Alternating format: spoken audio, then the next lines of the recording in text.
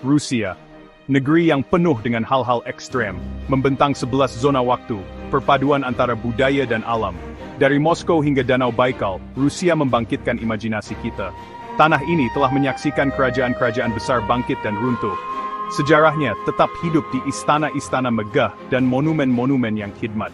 Keindahan alam Rusia juga sangat mengesankan.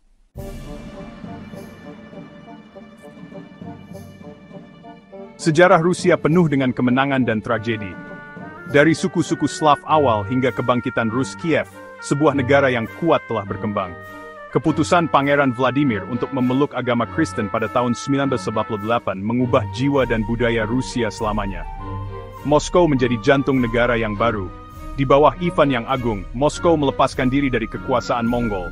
Peter yang Agung, seorang raja yang visioner, membuka Rusia ke barat.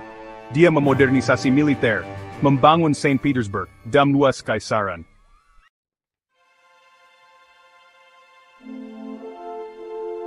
Jauh sebelum Masehi, orang-orang Slavia tinggal di dataran dan hutan di Eropa Timur. Suku-suku ini meletakkan dasar bagi apa yang nantinya akan menjadi negara Rusia yang kuat.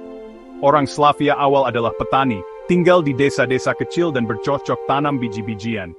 Mereka juga pemburu dan nelayan yang handal. Selama bertahun-tahun, suku-suku ini menyebar dan membangun pos perdagangan.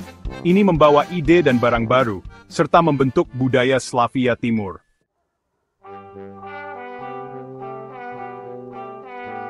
Pada abad ke-9, sebuah kekuatan baru muncul, Rus Kiev. Negara baru ini, berpusat di Kiev, menyatukan banyak suku Slavia Timur. Legenda mengatakan seorang pemimpin Viking bernama Rurik menjadi penguasa Novgorod sekitar tahun 862 Masehi. Penerusnya, Oleg, menaklukkan Kiev pada tahun 882 Masehi, dan mendirikan Rus Kiev. Di bawah Oleg dan keluarganya, Rus Kiev menjadi makmur. Mereka membangun rute perdagangan dari Skandinavia ke Bizantium. Para penguasa Rus Kiev memperkuat kekuasaan mereka melalui militer dan negosiasi yang bijaksana.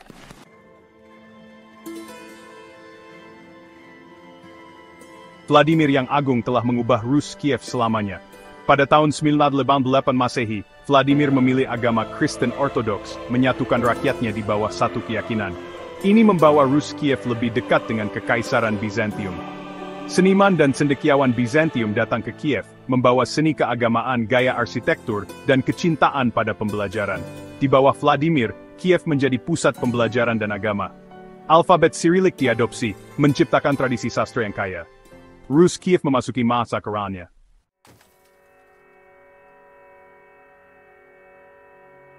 Pada abad ke-11, bahaya dari timur mengancam Rus Kiev. Bangsa Mongol, yang terkenal dengan pasukannya yang kuat, telah menyapu bersih seluruh Asia. Di awal abad ke-12, mereka beralih ke barat, mengincar Rus Kiev. Para pangeran Rusia, yang sibuk berebut kekuasaan, sama sekali tidak siap. Pada tahun 1223, pasukan Mongol di bawah komando Subutai melintasi pegunungan Kaukasus. Dalam pertempuran Khalkha, pasukan Mongol mengalahkan pasukan para pangeran Rusia.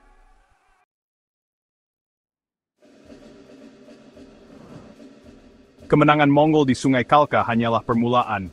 Pada tahun 1237, di bawah pimpinan Batu Khan, pasukan Mongol yang kuat menyerang. Kota demi kota jatuh ke tangan mereka. Mongol mengandalkan pasukan yang kuat, strategi yang cerdik, dan menyebarkan rasa takut kepada musuh-musuh mereka. Pada 1240, bangsa Mongol telah menaklukkan Kievan Rus. Kiev dihancurkan, gereja-gereja dan istana-istananya yang indah dijarah dan dibakar. The sky stanit for Tinifare.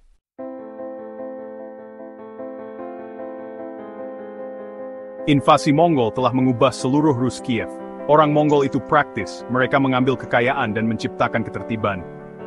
Kerajaan-kerajaan Rusia harus membayar upeti kepada gerombolan emas. Kota-kota seperti Novgorod terus berdagang. Para pangeran Rusia harus tunduk pada Khan Mongol. Gereja Ortodoks Rusia tetap berdiri dan bahkan menerima dukungan. Bangsa Mongol bahkan membantu menyatukan kerajaan-kerajaan Rusia.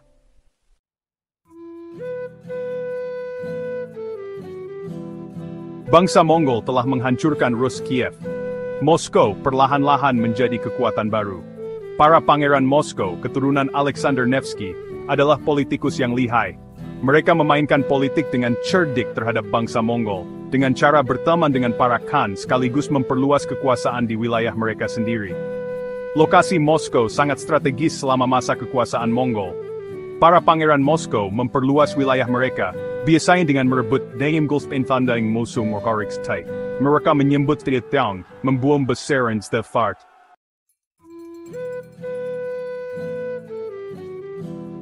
Ivan yang ketiga, dikenal sebagai Ivan yang Agung, mengubah sejarah Moskow. Saat ia berkuasa pada tahun 462, Ivan melawan bangsa Mongol dan mendapatkan lebih banyak kendali. Pada tahun 1480, ia mengalahkan pasukan Mongol di Sungai Ugra, mengakhiri kekuasaan Mongol. Ivan menaklukkan Novgorod dan Tver, menjadikan Moskow pusat kekuasaan. Ia memperluas wilayah ke selatan dan merebut Smolensk.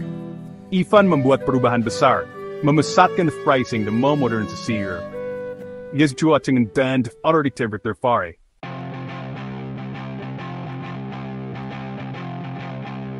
Ivan V, cucu dari Ivan Agung, mewarisi kerajaan yang sedang berkembang. Pemerintahannya menandai era baru dalam sejarah Rusia, era dengan prestasi luar biasa, tetapi juga penuh peristiwa mengerikan.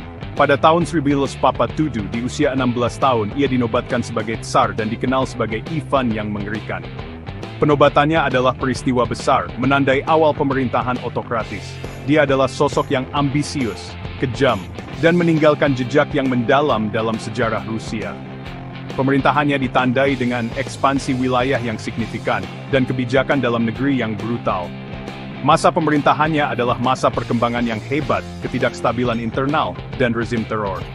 Kampanye militer Ivan memperluas wilayah Rusia, tetapi kebijakan domestiknya menebarkan ketakutan dan ketidakpastian. Ivan percaya bahwa dia dipilih Tuhan untuk memerintah dan menginginkan kendali penuh. Ia menganggap dirinya utusan Tuhan, hanya bertanggung jawab kepada Tuhan, yang membenarkan tindakan kejamnya. Dia membagi kerajaannya menjadi dua bagian, Oprichnina, wilayah pribadinya, dan Zemshchina, wilayah yang diperintah oleh Dewan. Pembagian ini bertujuan untuk memperkuat kekuasaannya, tetapi malah menyebabkan teror yang meluas. Ini dimaksudkan untuk membuat Ivan lebih kuat, tetapi justru menyebabkan teror dan ketidakstabilan. Oprichnina menjadi alat bagi Ivan untuk menyingkirkan musuh dan menyebarkan ketakutan di antara rakyatnya. Oprichniki, pasukan pengawal Ivan, memegang banyak kekuasaan dan meneror seluruh negeri. Mereka terkenal karena kebrutalan mereka dan memainkan peran kunci dalam menegakkan kebijakan keras Ivan. Mereka menyerang siapapun yang mereka anggap tidak setia, merampas tanah mereka, dan membunuh mereka. Ini menciptakan atmosfer ketakutan dan ketidakpercayaan yang semakin mengguncang kerajaan. Boyar, kelas bangsawan yang dulu berkuasa, dihancurkan. Perang Ivan melawan Boyar berlangsung brutal dan menghancurkan kaum bangsawan tradisional. Terlepas dari semua kesulitan, Ivan terus memperluas wilayahnya. Penaklukan militernya secara signifikan memperluas wilayah Rusia. Dia menaklukkan Kazan dan Astrakhan, menguasai Sungai Volga, dan membuka jalan ke Siberia. Kemenangan ini sangat penting untuk ekspansi Rusia ke timur. Dia juga melancarkan perang yang panjang dan mahal melawan Livonia, yang mengakibatkan kerugian ekonomi yang besar dan menyebabkan banyak perang di masa depan. Konflik ini menguras sumber daya negara dan menyebabkan lebih banyak ketidakstabilan.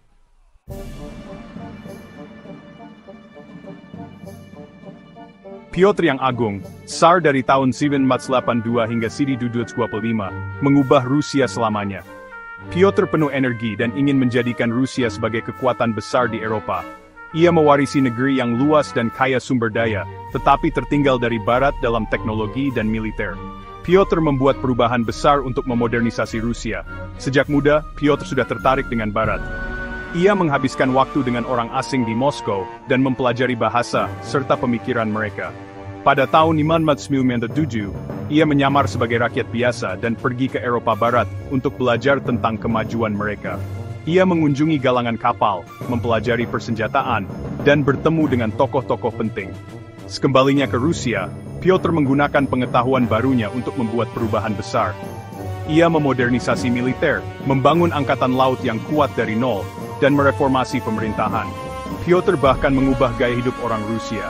Ia memperkenalkan mode Barat ke istana, mendirikan sekolah, dan mendorong perkembangan bisnis.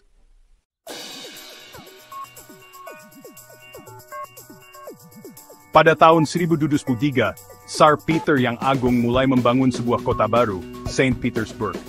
Terletak di tepi Laut Baltik, Kota ini dirancang untuk menjadi kota modern, seperti ibu kota besar Eropa lainnya. Pembangunan Saint Petersburg adalah proyek besar. Rawa-rawa dikeringkan, kanal digali, dan gedung-gedung dibangun. Para ahli dari luar negeri membantu dalam perancangan kota. Peter menjadikan Saint Petersburg kota yang megah. Ia membangun istana-istana seperti istana musim dingin dan museum seperti Kunstkamera. Ia membangun jalan-jalan lebar dan alun-alun, terinspirasi oleh kota-kota seperti Paris. Saint Petersburg adalah perubahan besar bagi Rusia. Ini menunjukkan masa depan Rusia sebagai kekuatan Eropa. Kota ini menarik orang-orang Rusia yang ambisius, yang ingin memodernisasi negara mereka.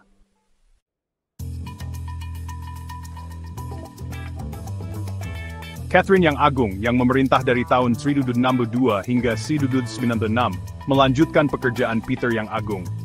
Terlahir sebagai putri Jerman, ia mencintai Rusia dan budaya Rusia. Catherine adalah ratu yang cerdas. Ia terus memodernisasi dan memperluas Rusia. Ia percaya pada abad pencerahan dan ingin menggunakan kekuasaannya untuk membantu rakyatnya. Ia berkirim surat dengan para pemikir terkenal seperti Voltaire dan membuat perubahan untuk meningkatkan pendidikan dan ekonomi.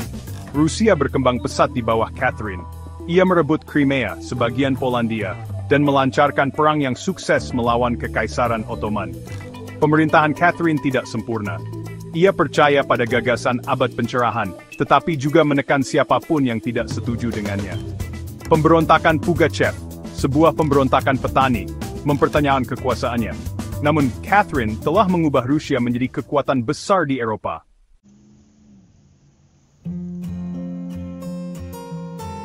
Akhir abad ke-19, Kekaisaran Rusia berada di persimpangan jalan.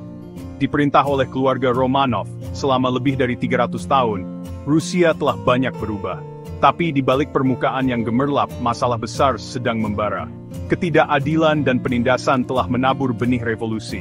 Industri berkembang, tetapi hanya segelintir orang kaya yang mendapat untung. Kebanyakan orang Rusia miskin. Sebagian besar orang Rusia adalah petani, terikat dengan tanah dan diperlakukan dengan buruk oleh tuan tanah.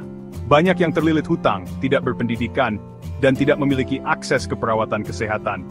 Buruh pabrik di kota-kota menderita kondisi kerja yang buruk, upah rendah, dan jam kerja yang panjang.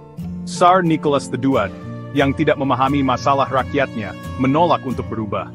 Dia percaya bahwa dia dipilih oleh Tuhan untuk memerintah dan melihat setiap perubahan sebagai ancaman.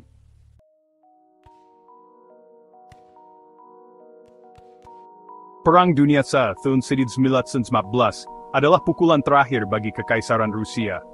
Negara itu sedang berjuang dengan masalah internal, dan perang hanya memperburuk keadaan. Rusia bergabung dengan perang karena berbagai alasan, termasuk aliansi dan ambisi teritorial, tetapi itu adalah kesalahan besar dengan konsekuensi yang mengerikan. Tentara Rusia tidak siap, dan kalah banyak pertempuran melawan Jerman. Kurangnya peralatan dan pelatihan menyebabkan kekalahan yang menghancurkan. Jutaan tentara tewas, terluka, atau meninggalkan pasukan. Moral tentara rendah, dan situasinya tampak tanpa harapan. Perang semakin melemahkan ekonomi Rusia. Pabrik-pabrik tidak dapat memenuhi tuntutan perang, dan infrastruktur runtuh. Pemerintah mencetak lebih banyak uang yang menyebabkan hiperinflasi.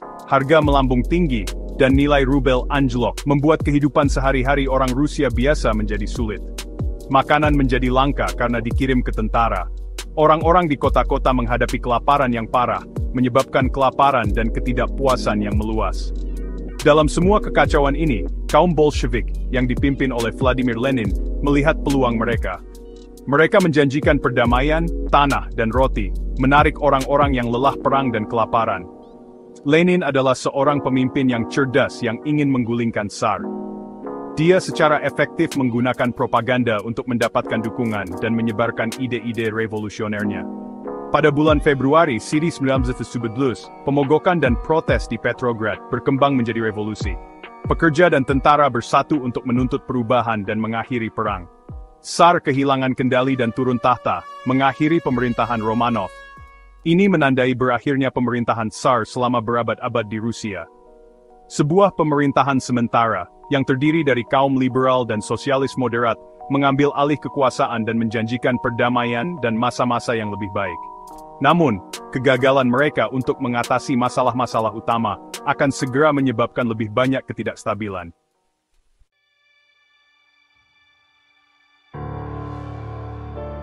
Revolusi Februari telah menyingkirkan Tsar, tetapi masalah Rusia belum selesai. Negara itu masih terjebak dalam Perang Dunia IV, dan ekonomi berantakan. Pemerintah sementara tidak bisa mengendalikan perang, ekonomi, atau kelaparan yang melanda negeri. Kebutuhan petani akan tanah dan tuntutan buruh atas kondisi hidup yang lebih baik diabaikan. Kaum Bolshevik, yang dipimpin oleh Lenin, memanfaatkan hal ini. Mereka berjanji untuk mengatasi masalah-masalah ini. Lenin tahu bahwa sudah waktunya untuk revolusi lain, sebuah revolusi yang akan membawa perubahan besar. Dia membayangkan sebuah revolusi yang akan membawa sosialisme dan mengubah masyarakat. Dia menjanjikan perdamaian, tanah, dan roti kepada orang-orang yang lelah perang dan kelaparan. Pada bulan Oktober 1917, kaum Bolshevik mengambil alih Petrograd dan menduduki gedung-gedung pemerintah penting. Pemerintah sementara dengan cepat runtuh karena tidak memberikan perlawanan yang berarti. Lenin dan kaum Bolshevik mendirikan negara sosialis pertama di dunia, Republik Sosialis Federasi Soviet Rusia, RSFSR, memulai era baru. Banyak orang bersukacita karena mereka percaya bahwa hidup mereka akan menjadi lebih baik. Tetapi perang saudara juga dimulai, mengadu kaum Bolshevik melawan banyak musuh mereka. Pasukan anti-Bolshevik, yang dikenal sebagai Tentara Putih, berperang melawan rezim baru, yang menyebabkan konflik yang meluas.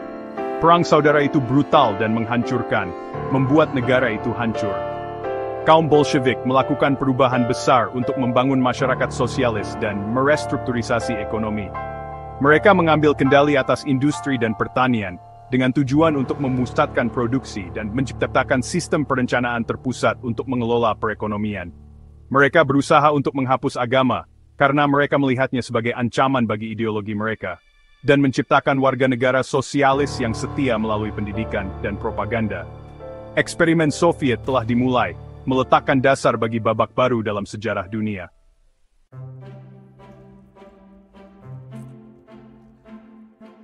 Rusia juga merupakan negeri dengan keindahan alam yang menakjubkan. Dari Danau Baikal hingga gunung-gunung berapi Kamchatka, alamnya sungguh luar biasa. Danau Baikal adalah danau air tawar terdalam di dunia, penuh dengan tumbuhan dan hewan yang unik. Airnya yang jernih memantulkan pegunungan dan hutan di sekitarnya. Kamchatka adalah negeri api dan es. Gunung-gunung berapi yang tertutup salju menjulang tinggi ke langit. Geyser meletus dan mata air panas menggelegak. Beruang coklat berkeliaran di alam liar. Siberia adalah rumah bagi hutan taiga, hutan terbesar di dunia. Hutan yang luas ini adalah rumah bagi banyak sekali hewan. Raungan serigala terdengar dan rusa besar berkeliaran di antara pepohonan. Di kutub utara, aurora borealis atau cahaya utara menerangi langit malam dengan warna-warna yang indah.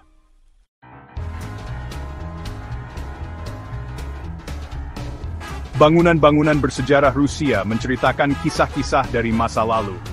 Dari Kremlin hingga Istana Musim Dingin, setiap bangunan memiliki cerita tersendiri. Kremlin di Moskow telah lama menjadi pusat kekuasaan Rusia. Di dalam dindingnya terdapat istana, katedral, dan gedung-gedung pemerintah. Ruang senjata menyimpan harta karun yang menakjubkan. Lapangan merah telah menyaksikan banyak peristiwa penting. Katedral Santo Basil dengan kubahnya yang berwarna-warni seperti bawang adalah contoh utama arsitektur Rusia. Saint Petersburg adalah kota kanal dan istana. Istana Musim Dingin sekarang menjadi Museum Hermitage, sebuah museum yang penuh dengan seni dari seluruh dunia. Jalur kereta api Trans-Siberia melintasi Rusia, dari kota-kota di Eropa Rusia hingga desa-desa di Siberia. Ini menunjukkan luas dan beragamnya lanskap Rusia.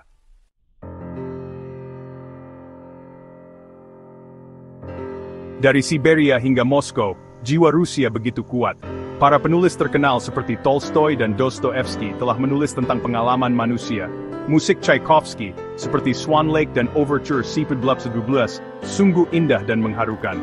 Lukisan abstrak Kandinsky menggugah pikiran. Seni Rusia terus menginspirasi dunia.